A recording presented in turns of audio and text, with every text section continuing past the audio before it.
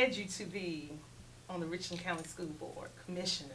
Well, honestly, I'm a product of Richland One. Mhm. Graduated from there, and there's a young man by the name of Vince Ford who came and got me out of high school my senior year. Mhm. I had some situations with behavior and delinquencies, and he took me. Not you. Nah, yeah. B-Town representative. Went and picked me up from Keenan and took me to the school board. Mhm. Reverend McKinley Bowman Mhm. boardroom, and who was like a grandfather to me, rest his soul. And he said, this boardroom can either make you or break you. He really showed me what the whole district was about. Mhm. That stayed in my mind. And so years down the road when I came back home, he's been a great mentor to me, and along with Senator Darrell Jackson, who is a Mhm. pastor and a politician.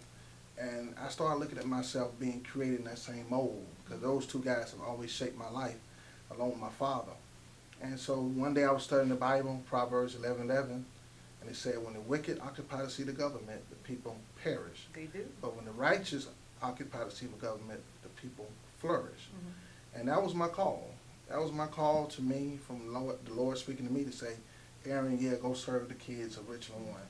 And that's when I stepped in to fight for education, preserve the classroom for 25,000 students from Richland One. I was going to say 25,000 25,000 students, yeah.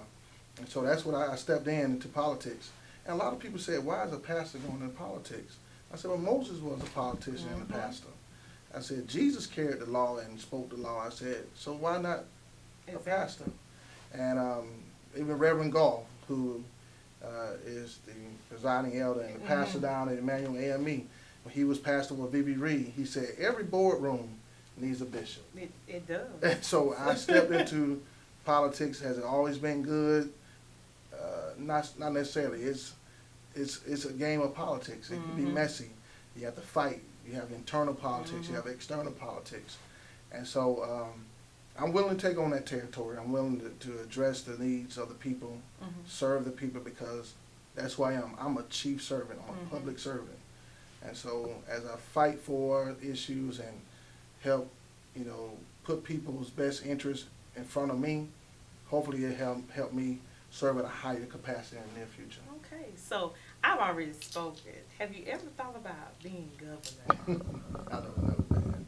That's a lot, man. I mean, I'm afraid to get all that gray hair. Have you seen President Obama lately? Yes. I mean, and the funny thing is, I was looking at the picture of when I met President Obama. His hair was black. Yes. And then when you get to him, it's gray. Right. So it's amazing, and it didn't take long for his hair to gray. But you don't have any hair. Just a little bit. Okay, well that's gonna come. So have you? I mean, politics, is that a role that you want to keep going down, or? Yeah, definitely. I'm gonna stay in that role as long as the people see me as a relevant leader. I'll be there to serve them. So it's up to the people to to elect me every year. But I'm gonna campaign. I'm gonna share my message. But I'm gonna share the people's message. Whenever I sit in that seat and in that responsibility after taking that oath and putting my hand to the Bible, I'm there to voice the public's opinion. And I'm going to say this right here. After watching I call it filibuster moment of so many amendments. Oh, man. And as you can see, I think in our community, as far as African Americans, we don't go into politics because we don't go into the House and Senate because you can't afford to go into it because you don't get paid much, and you actually have to have that flexibility to be in there. Is that something that you're considering doing? Yes, I am. I am. Right. In the near-term future, you're going to hear more about what Aaron Bishop's next step is. Because we need another Clyburn. Because Clyburn is getting old. I love Clyburn. Love Clyburn, man. He's getting old, and I even made a reference of, I love Kay Patterson. Yes. I grew up with him in that mouth, and I love it. And I watched Todd Rutherford. That's who our Kay Patterson is. Yeah, that's our Kay Patterson. And you think about Clyburn, who's going to be the next Clyburn? Because he's getting older. And he's at a point now at his age, he said whatever he wants to say. Yes, he does. He speaks truth. He speaks truth, though. So I guess we're looking for who will take those spots and more. Because as South Carolina is getting ready to change, I see the change coming. Well, so, you know how that happens? It takes the community to support that agenda, that person, that personality, because a lot of times we stay so divided as a people. Right. When it's time to kind of like say, who's the champion? who's going to be our leader, and look for that person to be a person who operates in integrity, who is trustworthy, who is a